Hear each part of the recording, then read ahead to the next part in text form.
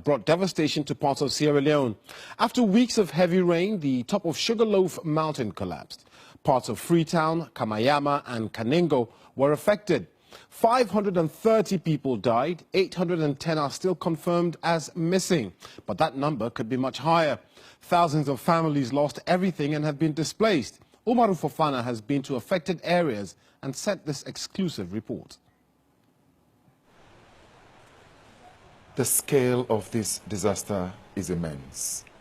No warnings, no time to escape. They all died. Their own family there. They all died. This man... 1 month on, a steady stream of grieving people still return to the site with photographs of those who were killed. The country had never seen anything like it. It rained for days. The mudslide was accompanied by flash flooding in several areas. With no proper emergency service, volunteers took the lead. Chaos ensued. In a matter of minutes, on the 14th of August, Thomas lost 8 members of his family. He takes me back to the pile of mud and rubble that was once his family home. I started to shout and call my younger sister, Marion, Marion, Marion.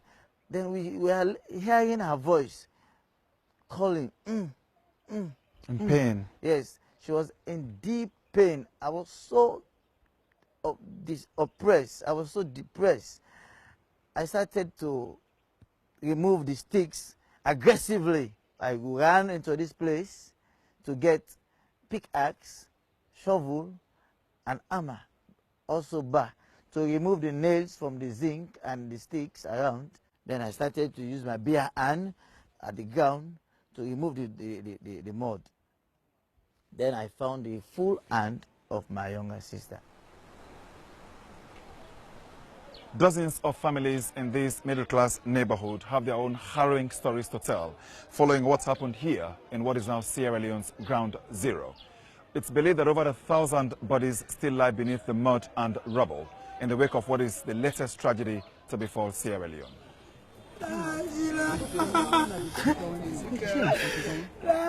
Unlike most victims whose bodies were mangled by mud and rocks, Thomas can give his sister, nephew and niece a proper burial.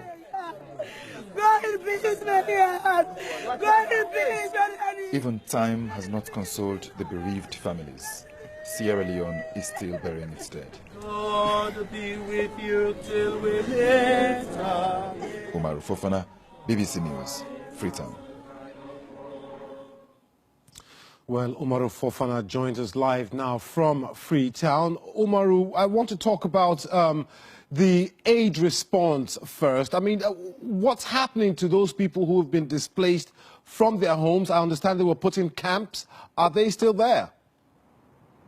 Hi, Peter. Yes, some of them still are there. At least there are 3 camps that were set up. One was a well-organized one, which has UNICEF-supplied tents. That is in an old discotheque. And then the other 2, one of them is like a warehouse-looking structure. People are still crammed in there. And then the third one is a primary school where hundreds of them, nearly 300 households are there. That amounts to almost 500 or more individuals. Today, they threaten to go on strike because they were not given food yesterday. I understand that they have not been served food for today, but they are living in very tough conditions. They say they want to be relocated at least temporarily somewhere else before they are able to get permanent structure. But it is very much hard for them. Thousands of them, find themselves in various areas where they are currently taking shelter. Indeed, I spoke to one of the aid workers who just returned from Sierra Leone a few days ago, and he said some of the aid distribution has been, well, to describe it best, chaotic. It has been chaotic. The emergency service completely caved in once this mountain caved in here exactly 1 month ago. Even in the best of times, emergency response here is not the best. Talk less of this very massive disaster that struck this nation. The Office for National Security is in charge of coordinating relief supply, but even by their own reckoning, this, completely just blew them off. They've never been able to deal with it. But things as basic as supplying food and other items are things that one would imagine should be easily handled. But the fact that that is tough to handle raises a lot of questions as to the capacity of the response here. Omar Fofana, they're live from Freetown. Thank you very much for talking to us.